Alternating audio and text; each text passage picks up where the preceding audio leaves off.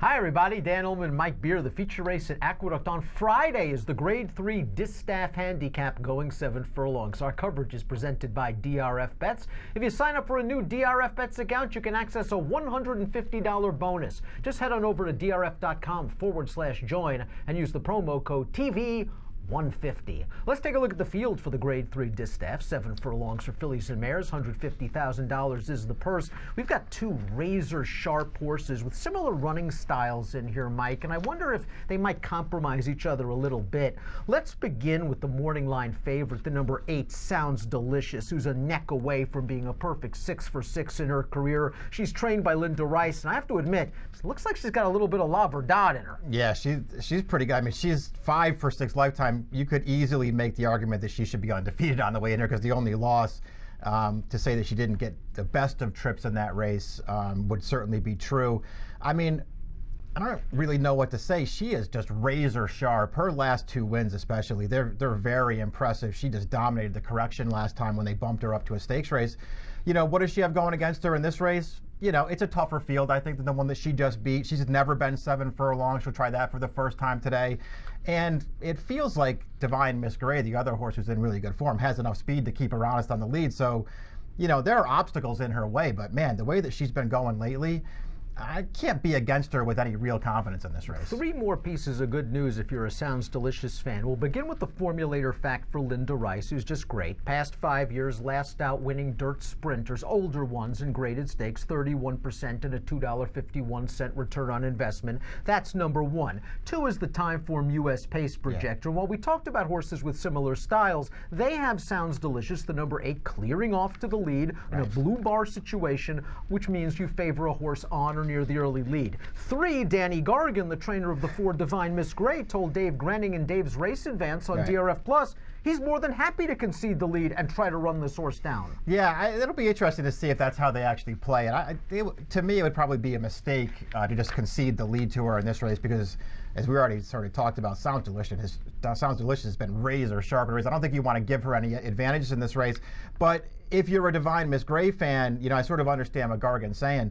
She's a fast horse, but she does not need the lead to run her very best race. And so I feel like, you know, if Sounds Delicious is sending from the outside, I think they probably will track off of that horse. I don't think they're going to let her get loose on the lead, but they're capable of tracking off her, and she can still run a good race. And I wonder if Gargan likes his filly's chances at the 7 better than Sounds Delicious, who's going to try 7 for the first time. She sure looked good winning at 6.5. As for Divine Miss Gray, boy, she's won her last 3 races by open lengths in fast time. In the Heavenly Prize, did you think she kind of maybe took advantage, just a little bit of a slow pace up front? Yeah, of course she did. I mean, just go back and pull the replay of that race. I mean, there was no other speed in that race, and she walked on the lead in there. There was no pressure for her. She was loose. She was in control, and she just really never gave that field any kind of a chance in the stretch. She finished it off with a good run, but only after she just got absolutely loose on the lead. She won't get that trip this time, but as we already talked about, she doesn't need that trip to be effective. She can sit off another horse and still finish in the stretch. Multiple graded stakes winner Highway Star was in behind that slow pace in the Heavenly Prize, but you still expected her to run a lot better than last, basically being eased under the line by 40 lengths, beaten 40 lengths. Yeah. She likes a wet track. She might get that on Saturday, but can she run anymore? Yeah, I don't know. That's a real question for me. You know, obviously, you don't have to just take her Heavenly Prize and say, well, it's all over for her, but it's starting to get pretty close. I mean, she didn't run a step in that race, and I think you can go back to her final 2 starts last year as a 4-year-old. And I know one of them was the Breeders' Cup where they shipped her across the country, but she didn't really do any running in that race. And then she came back and got beat in the Gopher Wand without any kind of real excuse. And she just didn't look like her old self in that race. I mean, if you like her in here, you're just really hoping that she can turn it around. And obviously, if you can get the 8-1, you know, that's fine, because she's got plenty of back races that would make her super tough. 8-1 on the class of the race, arguably. Burned is cross-entered to Keeneland on Saturday. They're expecting a blizzard in Kentucky on Saturday. Maybe Burned runs here. Really, the key for Burned is pace. You give her pace like you gave her in the Safely Kept 2 starts back. She's going to come like a car in the stretch on the outside. Last time out in the Barbara Fritz, she run in a torrential snowstorm where Miss Locust Point just got out to an easy lead. Burned was really the only one running at the end of the race. She is a nice filly. Does she get enough pace? Yeah, I mean, we'll see. I guess it all depends on, you know, what happens with the 2 favorites in here, and, you know, how hard do they go early in this race. I feel like you know, the way that this race sort of lays out on paper, she's got to have at least an honest pace to run into. I don't think they're going to be walking on the lead in here. And as you sort of pointed out, she will really kick hard in the stretch if she gets a setup. I'm expecting her to run a good race in here if this is where they decide to go. Torrance got wired last time out, going 2 turns in a race where I don't think the pace was very fast. The problem is that Torrance was kind of close to that pace and still couldn't kick down that gate-to-wire winner. Right. I've always liked her as a sprinter. You go back to her most recent sprint, she was 3rd in the Grade 2 Raven Run, a race where they basically ran 1-2 around the track. Yeah. She was the only horse doing any running. It's just that she's a little slow on figs. Yeah, she's a little slow on the way in, and she's catching a couple of really sharp sprinters in this race. So we'll see if she can up her game a little bit, because she has to up her game to win. But I'm sort of with you. I like them getting back to a 1-turn sort of elongated race, and I think that will really help her. And although she couldn't catch that front-running winner last time, didn't you feel like that horse came out into her a little bit mid-stretch, and it forced Torrance to break her momentum a little bit. I don't know if she was going to win. I think it cost her a little something in that race. I like the cut back to 7 for her. Yeah. It'll be interesting to see if she gets enough pace. The number 1, Any Day Is My Day, is 30-1, and a rightful long shot in this race. Can you make the argument she's a little bit dirtied up, at least? Wired by Sounds Delicious, way behind that slow pace in the correction. 2 starts back, coming off of an extremely long layoff. 3 back in against By the Moon, who was one of the better filly and mare sprinters in the country. Take those 3 out of the equation. We're really going back in the Wayback Machine. Yeah. She was sharp over the inner dirt. I'm not saying she's a likely winner in this race. Can she creep into the soup? Yeah, I don't think she can. I just think she's in too tough of a spot here. But I hear what you're saying about her. She is not a bad horse. I feel like she's finding really tough spots lately.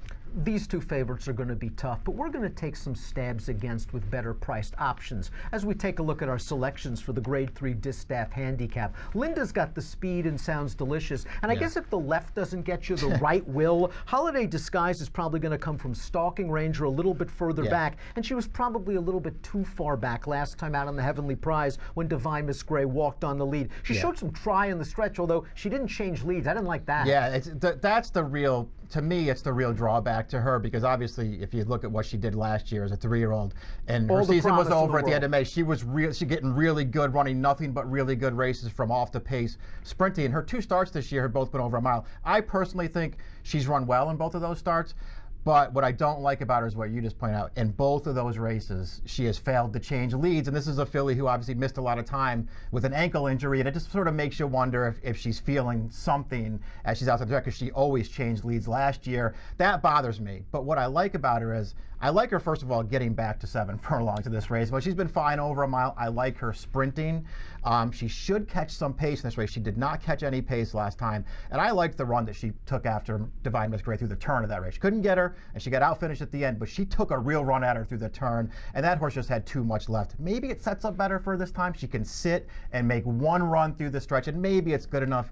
I'm just hoping that it is at a little bit of a better price than the 2 favorites. Wet track wouldn't hurt either. 9-2 on the morning line for Holiday Disguise. Pico Uno has run fast races, races fast enough to win this. A couple of 90 buyers during that nice little run she had for Jason Service, and she earned a 91 buyer 2 back over a wet track in the Garland of Roses, a race where I guess you could make the argument. I know the pace wasn't supersonic, but she kind of won the duel and lost the war to favored Kazan at the end of that day. Last time out in the Broadway, kind of ran in spots as the favorite. Just on the turn didn't show any interest, and then when she ran into the stretch, she finished evenly. Maybe she didn't like that wet track, that sealed, sloppy track. I like her tactical speed. I think she can adapt to the pace scenario. She handles the 7. Best of all, she'll be a price. She is a bit of an in-and-outer, though. She is. And listen, it's all about whether you really feel like she's good enough to win a graded stakes race, because so far she hasn't shown that she's that good.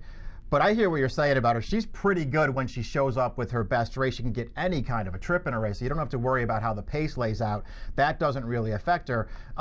It depends on if you think she's good enough to win a graded stakes race, and what kind of price do you want her? Because I think you will get over 10-1, but do you want even more than that? 7-8-4-5 for Mike, 6-8-4-7 for me in the Grade 3 Distaff Handicap, the Friday feature race at Aqueduct. Again, it is presented, our video coverage, by DRF Bets. Please sign up. Please accept the $150 bonus. Just go to drf.com/join and use the promo code TV150. Approximate post time for the Grade 3 Distaff, 5:17 Eastern on Friday. Good luck.